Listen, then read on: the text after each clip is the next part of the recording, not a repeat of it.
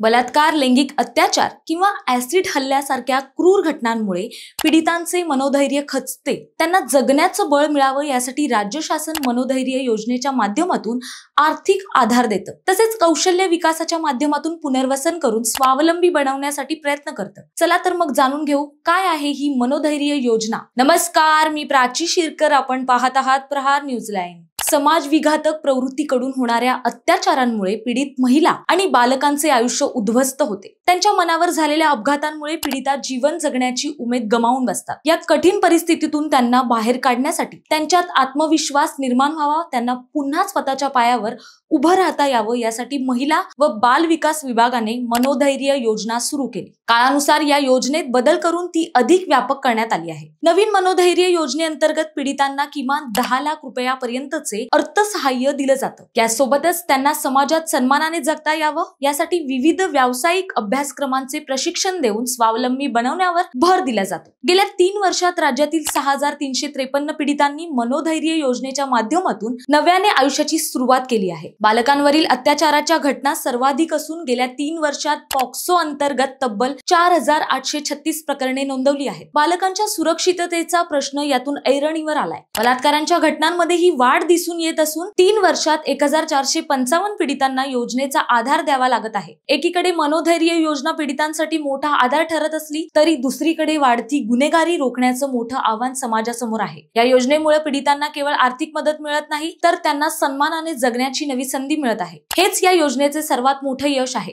तुम्हाला काय वाटतं हे कमेंट्स मध्ये नक्की कळवा. आणि अशाच नवनवीन व्हिडिओ पाहण्यासाठी प्रहार न्यूज लाईन चॅनलला लाईक, शेअर आणि सबस्क्राईब करायला विसरू नका. धन्यवाद.